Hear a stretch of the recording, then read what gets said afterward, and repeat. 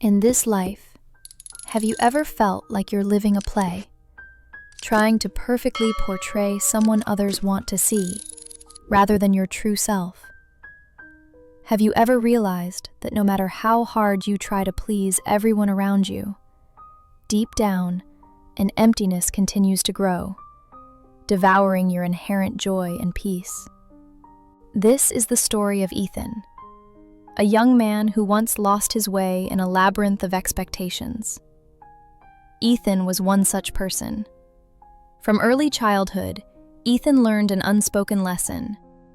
His worth was measured by the smiles on other people's faces. He believed that happiness lay in pleasing everyone around him, from his parents and teachers to his friends and colleagues. He was always the first to nod in agreement, the last to object, and the one willing to sacrifice his own desires to maintain harmony. Ethan constantly strived to be the model, dutiful son, brilliant student, kind friend, and exemplary employee. He tirelessly endeavored to meet every expectation, every desire, no matter how small, from everyone. But the harder he tried, the more Ethan felt he was losing himself. His childhood passion for painting gradually faded, buried under the dust of responsibilities and expectations. He couldn't remember the last time he truly did something simply because he loved it. Each morning, a sense of emptiness and fatigue enveloped him, like an endless black hole consuming all his energy and joy. He felt as if he were living someone else's life, and he himself was merely a faint, amorphous shadow. One day, Liam, Ethan's closest friend, confronted him directly. Liam was a free spirit, always pursuing what he believed in, a complete contrast to Ethan. "Ethan," Liam said with a worried look in his eyes, "you're living a life that isn't yours. You keep chasing after what others want, but do you ever stop to look at yourself?" Liam continued, his tone firm but full of friendship. "Disappointing others isn't the real prison, Ethan. The real prison is when you disappoint yourself. You're locking yourself in a gilded cage of your own making because of your fear of rejection." Liam's words were like a splash of cold water in Ethan's face, but also like a ray of light, piercing through the thick fog in his soul. They echoed in Ethan's mind, nagging and haunting him. He began to re-examine his life, realizing he had lost himself in the maze of expectations, and the fear of disappointing others had become invisible shackles binding him. In despair, Ethan decided to seek out a wise Zen master, living in seclusion on a tranquil mountain, far from the world's clamor. He hoped to find answers to the emptiness and confusion he carried within. The path up the mountain was winding and rugged, but each step seemed to cleanse his soul, preparing him for a profound change. Upon arrival, the Zen master, with his silver hair, compassionate eyes, and gentle smile, welcomed Ethan. He listened as Ethan recounted his life story, his efforts to please others, and the persistent feeling of emptiness. The Zen master listened to Ethan patiently, without interruption. When Ethan finished his story with tired eyes, the Zen master smiled kindly. He didn't say much, only gently took out an old ceramic pot, clearly cracked from the rim all the way to the bottom. "Do you see, Ethan?" the Zen master said, his voice as calm as a flowing stream. He slowly poured water into the pot. The water flowed in and then leaked out through the crack, drop by drop, seeping into the earth. "Your life is like this cracked pot. You keep trying to fill it with the expectations, desires, and praises of others. You think that when the pot is full, you will feel complete and happy." The Zen master paused, looking directly into Ethan's eyes. "But no matter how much you pour in, your pot will always remain empty, because the water cannot be held inside. The expectations of others, fleeting praises, they are like water flowing through the crack, never truly filling you. The more you try, the more exhausted you become, and your pot remains dry. Ethan looked at the pot, then at the Zen master, a painful but clear truth suddenly dawning in his mind. The Zen master continued, his words like honey poured into his ears, yet carrying the power to stir his heart. True completeness does not come from filling the voids created by others. It comes from pouring your own dreams, passions, and truth into your life.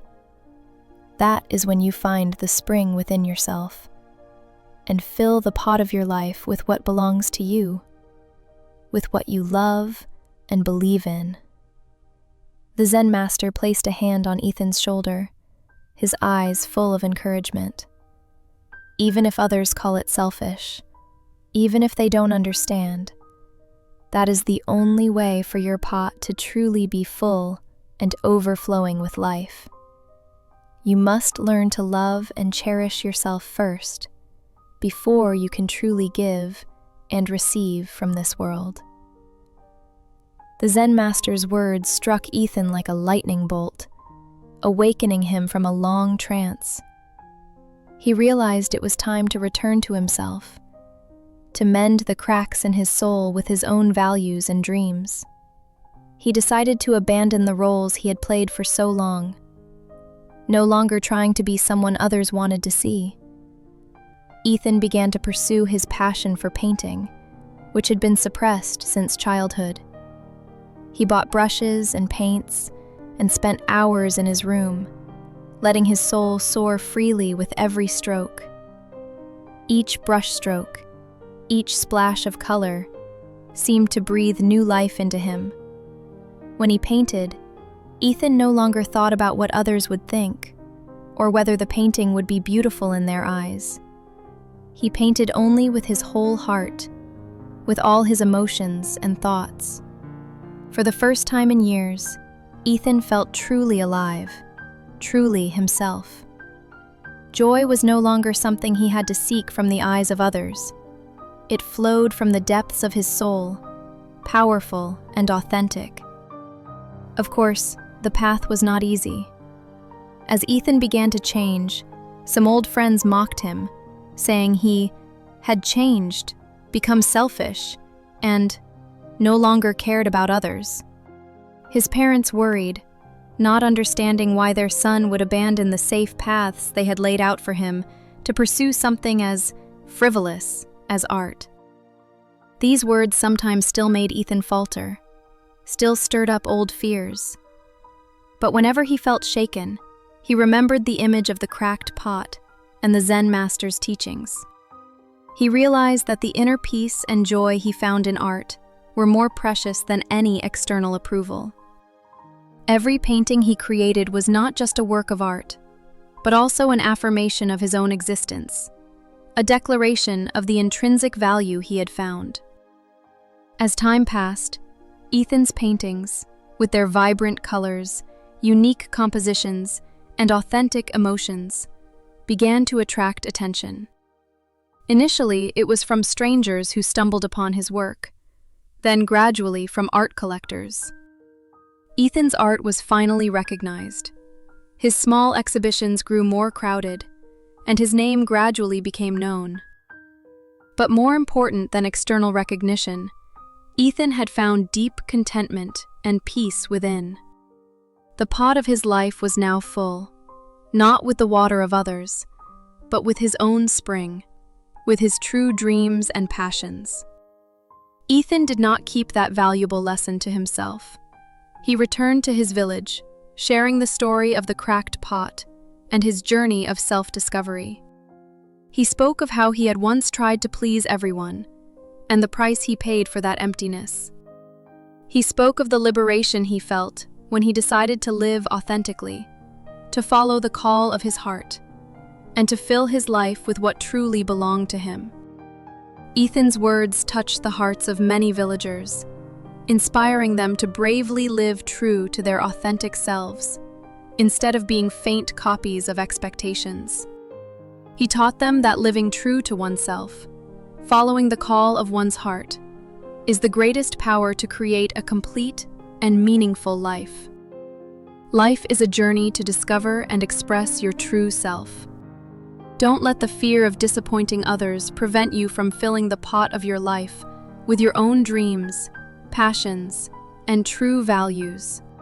Live authentically, shine brightly, because the world needs your true self, a unique and complete individual. If you've ever felt like you're playing a role just to keep everyone happy, comment the cracked pot right now so I know you're choosing to come back to yourself. And if Ethan's story hit your heart, tap like immediately to support Dola Tales in creating more healing, wake-up stories every day. You can also share this video with someone who's exhausted from other people's expectations, because one simple share from you could become the ray of light that helps them finally live honestly and feel peace again. Let me ask you something. Who are you trying hardest to please? And what part of yourself have you been abandoning? Write it in the comments. I read them and I reply, because Dola Tales isn't just storytelling. I want us to step out of that golden cage together. And don't forget to subscribe to Dola Tales and turn on notifications, because the next stories will help you mend those inner cracks, reconnect with your passion, and build a life that truly belongs to you.